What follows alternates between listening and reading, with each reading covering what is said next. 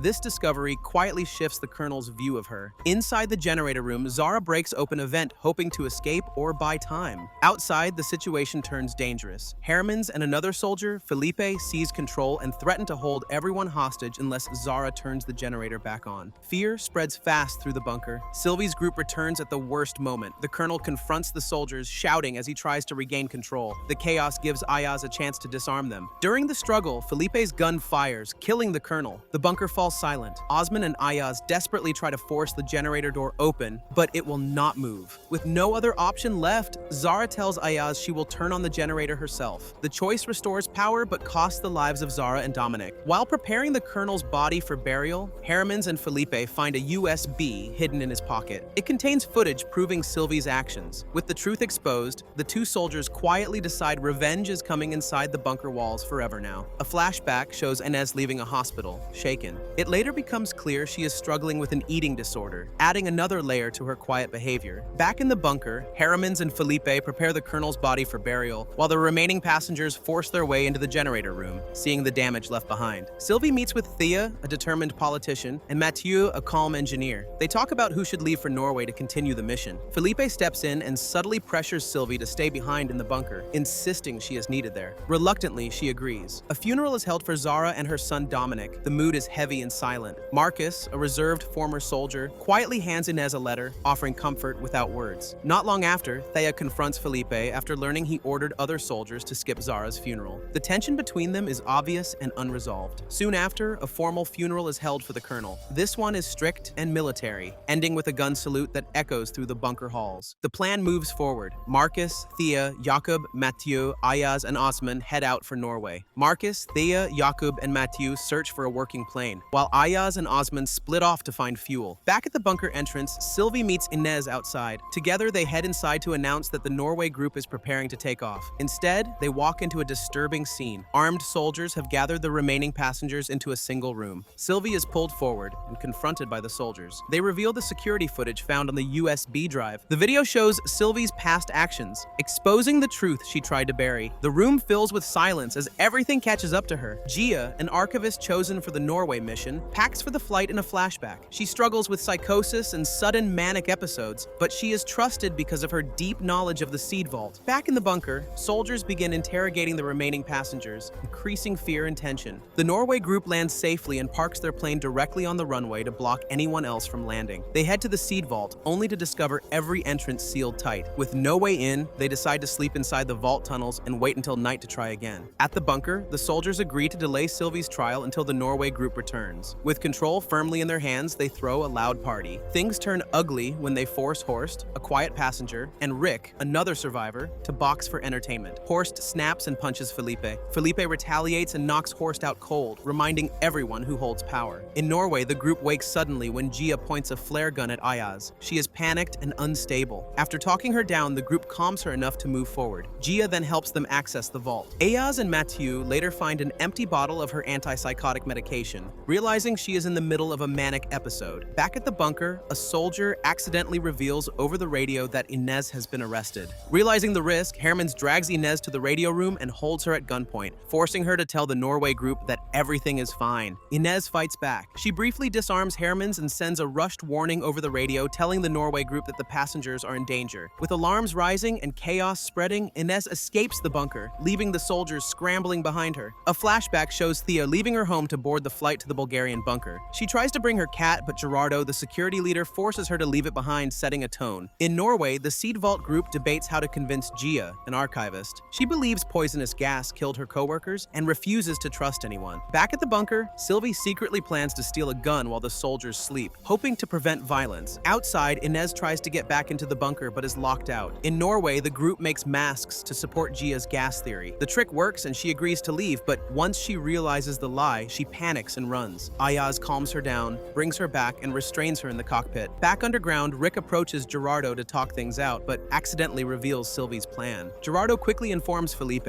Inez steals a bunker vehicle and drives off looking for help. She stops at a house with a light on, only to find an alarm clock in a child's room. She takes supplies, reads a letter from Marcus, and leaves. Soon after, she hears a helicopter and chases it. The soldiers set a trap for Sylvie, pretending to trust her and giving her cell keys. She frees the passengers and leads them to the gun storage, only to find it empty. The soldiers and Gerardo rush in and detain everyone. The helicopter lands with 3 Russian soldiers. Inez guides them to the Bulgarian bunker, where they blow open the entrance. She warns the Norway group over the radio. During the call, Ayaz leaves a crowbar in the cockpit. Gia breaks free, locks the door, has a breakdown, and smashes the controls with a fire extinguisher, destroying the plane. A flashback shows Horst sitting in an office with his boss, who abruptly ends their secret relationship, leaving Horst hurt and powerless. Back in the bunker, 3 Russian soldiers storm through the halls and find Gerardo, Hermans, and Felipe in a room. Tension spikes when one Russian suddenly shoots and kills Gerardo. The gunshot pulls guards away from Sylvie and the other passengers, giving them a brief chance to escape. Felipe quickly regains control and calms the chaos. Sylvie's group is recaptured almost immediately, and this time they are locked in a storage room with Inez. Outside, Felipe and the Russians argue over who might have bombed the airbase and destroyed the Russian bunker. Far away, a submarine quietly moves beneath the ice. In Norway, the Seed Vault group tries everything to reach the cockpit, but the damage is too severe. They make a hard call and return to the vault, leaving Gia behind to face the sun so they can later enter through the cockpit window once darkness returns. The submarine changes course toward the frozen land near the Seed Vault. Back underground, Sylvie and the passengers plan another escape. They decide to steal the Russians' helicopter and build a makeshift blowtorch to cut into a vent. Sylvie sneaks into the generator room and shuts off the power. Using Dominic's night vision helmet, the group escapes into the dark. Felipe and Hermans restore power and chase after them with the Russian soldiers. As the helicopter lifts off, Rick jumps out, steals a truck, and crashes into Felipe and Hermans' vehicle, sacrificing himself to stop them from shooting down the helicopter. At the Seed Vault, a man from the submarine enters the facility. Ayaz confronts Marcus about a letter he sent to Inez, exposing that Marcus locked Zara and Dominic in the generator room under orders, meant to scare Zara. Ayaz holds him at gunpoint, but the submarine man runs down the vault corridor, distracting Ayaz and letting Marcus escape. Ayaz fires after them. The final scene shows a rat from Horst's experiments still alive outside the bunker. And that wraps it up. Planes are wrecked, bunkers are breached, secrets are blown wide open, and somehow, a rat is still winning. If you enjoyed this recap, hit like, subscribe for more fast breakdowns, and drop a comment on which character stressed you out the most. See you in the next recap.